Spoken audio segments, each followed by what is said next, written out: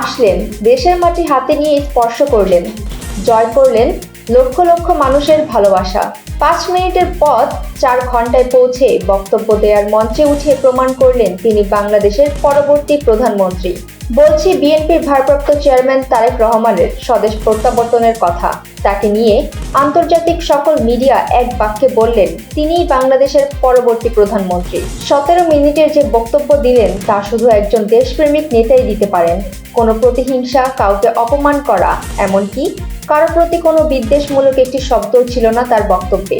তার বক্তব্যে ছিল না নিজের দল নিয়ে কোনো কথা, শুধু ছিল দেশকে সঠিকভাবে তৈরি করার প্রত্যয়। তার বক্তব্যের বিশেষ দিক হলো তিনি বাংলাদেশের 40 লক্ষ শারীরিক প্রতিবন্ধী মানুষের জন্য ভাবেন, যা নিয়ে আজ পর্যন্ত কেউ কোনো কথা বলেননি।